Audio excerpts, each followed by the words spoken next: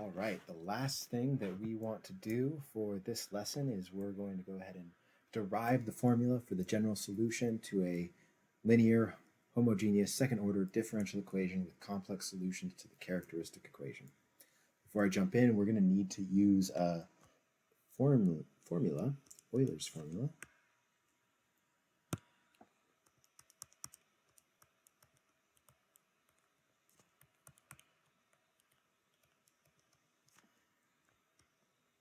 which states that e to the theta times I equals cosine of theta, cosine of theta, plus I sine of theta. I was second guessing myself there for a moment.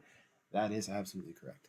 And this formula is proven it's usually proven in like a sequences in series class, where we can use the sequence and series representations of the exponential, the cosine function, and the sine function in order to prove this equation. We're not going to prove that right now. We're just going to lean on it. So in order to derive the formula for the second-order differential equation that has complex solutions to its characteristic equation, we need to start with what we do know. We know that a linear second-order homogeneous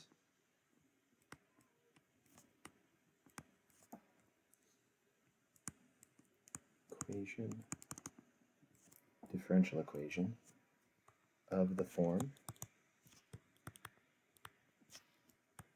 a y double prime plus by prime plus c equals 0 has solutions of the form y equals e to the rt,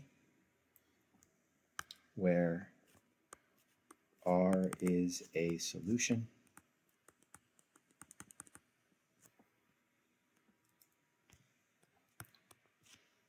to the characteristic equation ar squared plus br plus c equals 0. I'm going to say if r is a complex number, r equals a plus or minus bi, then we can use what we did before to say that y1 equals e to the a plus bi times t, and y2 equals e to the a minus bi times t. So we would have these two solutions, and we could add them together to get a general solution. Before we go ahead and just add them together, we're going to use Euler's formula to rewrite these using sine and cosine. So this is going to break out as e to the at times e to the bti, and using Euler's formula on the second part here, e to the bti is going to equal cosine of bt plus I times sine of bt. Similarly, for y2, we're going to get e to the at times e to the negative bti. And using Euler's formula, we'll get e to the at times cosine of negative bt plus I times sine of negative bt. And we're going to pull one more move here. We're going to use the fact that the cosine function is even, so the negative inside can just disappear. And then for the sine function, the negative can be pulled out because sine is an odd function. So this will be e to the at times parentheses cosine of bt minus I times sine of bt. All right, so our general solution is going to equal c1 y1 plus c2 y2. And this then equals C1 e to the AT times cosine of bt plus I times sine of bt plus my C2y2 is C2 times e to the AT times cosine of bt minus I times sine of bt. And I'm going to factor the e to the AT out of everything. And then my cosines, let's do this with red, C1 cosine of bt and C2 cosine of bt. So together this is C1 plus C2 cosine of bt. And then we're going to add the sine terms together here, and we're going to have C1 I sine and then C2 minus I sine. So that will come together as C1 minus C2 I times sine of bt.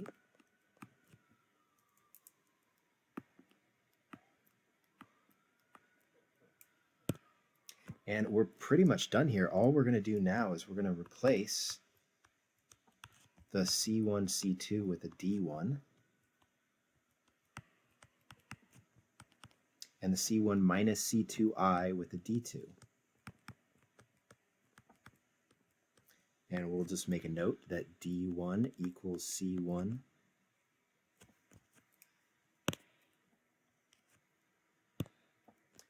plus C2, and D2 equals C1 minus C2 times I. And that's pretty much it. Before I end this video, though, I want to make a couple of notes about the complex roots here, or the complex numbers that it seems that we have. So D1 and D2 are going to be real numbers if the coefficients to the initial differential equation A, B, and C, we see up here at the top, do that in red. So if this original differential equation has real coefficients, A, B, and C are real, then D1 and D2 are real. Now, if we look back at the previous problem, we had D1 equals 3 and D2 equals -2. So if we end up with these two real numbers and we say, well, how does that work? We had an I in this whole derivation that was done here. So how can that all make sense? Well, the C values are complex, right? If we wanted to do this as the initial exponential forms, y1 and y2 up here at the top, their coefficients would be complex in order to cancel out the i's in front of the sign, so that when we add it all together, we end up with nothing but real values for D1 and D2. We can see this down here. If I have 3 equals C1 plus C2, and -2 equals C1 minus C2 times I, what I can do on this second equation is I'm going to multiply this by I on both sides, and I will get -2I equals C1 minus C2, I times I is -1. So -2I equals C2 minus C1. From the first equation above, we had 3 equals C1 plus C2. And if I rewrite that as C1 equals 3 minus C2 and plug it in down here, I will get -2I equals C2 minus 3 minus C2. And solving for C2, I would then add the 3 to the other side, so I'd have -2I plus 3 equals C2 plus C2 is 2C2. Divide by 2, I get 3/2 minus I equals C2. And then bringing this back up for C1, we get C1 equals 3 minus 3/2 minus I And this simplifies down to 3 minus 3 halves is 3 halves, and then it'll be a plus I. So 3 halves plus I for C1.